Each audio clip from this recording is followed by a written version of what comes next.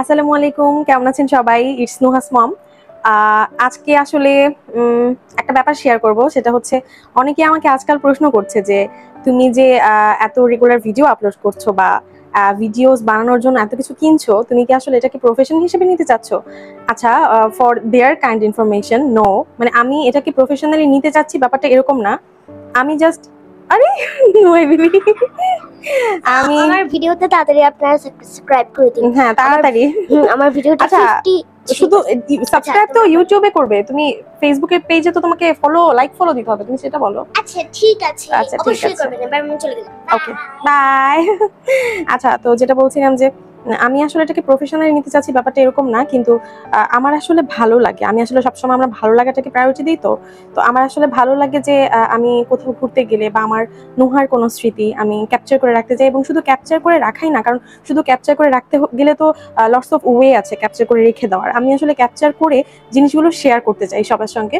তো এর জন্যই আসলে আমার ভিডিওসগুলো মেক করা।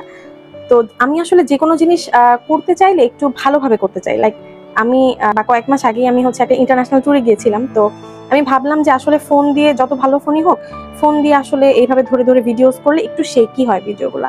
তো আমি যেটা করলাম যে যাওয়ার আগে, আমার যেদিন ফ্লাইট ছিল তার আগের দিন আমি ঢাকায় গিয়ে একটা হচ্ছে কি বলে এটাকে, একটা গিম্বল কিনে আনলাম। হ্যাঁ, এবং মোটামুটি ভালো কোয়ালিটির একটা গিম্বল, মানে লো কোয়ালিটির না, একটু ভালো কোয়ালিটির একটা গিম্বল কিনে আনলাম। এবং ট্রাস্ট মি, গিম্বলটা আমাকে এত হেল্প করেছে, নইলে আমি এত ভিডিও ফুটেজ আসলে নিতে পারতাম না। এরপর আমার যেটা ইচ্ছা ছিল যে আমি গিম্বল তো কিনেছি, আমার এখন একটা আমার মনে হয় যে একটা মাইক্রোফোন কিনলে ভালো হয়। তো আমার একটা মাইক্রোফোন কেনার অনেক ইচ্ছা ছিল, যদিও আমার আইফোনের মাইক্রোফোন ছাড়াও কিন্তু ভয়েস ভালো আসে। আমি এতদিন যে ভিডিওসগুলো দিয়ে এসেছি এগুলাতে মাইক্রোফোন ছাড়াও আসলে ভয়েস ভালো আসে।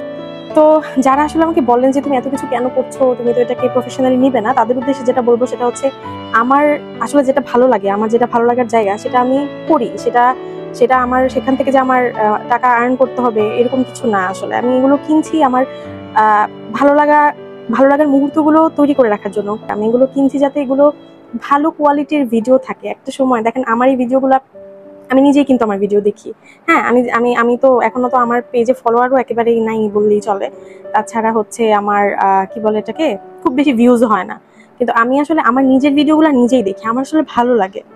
তো আমি ভাবি যে একটা সময় আমার যখন বয়স হয়ে যাবে, আমার নুহা যখন বড় হয়ে যাবে, তখন আমার নুহা হয়তো এই আমি যে ওকে নিয়ে এত স্মৃতি ক্যাপচার করেছি, আমাদের এত সুন্দর মুহূর্তগুলো, এগুলো হয়তো ও দেখবে, ওর ওর বাচ্চা কাচ্চারা দেখবে, ওদেরও ভালো লাগা কাজ করবে, আমি বিশ্বাস করি। তো ওরকম আমি আসলে এই জিনিসগুলাই চাই, এর জন্যই আমি আসলে করি। ব্যাপারটা এরকম না আমি এটাকে প্রফেশনালি নিচ্ছি, যারা আমাকে এটা নিয়ে কোয়েরি করেন তাদের জন্য।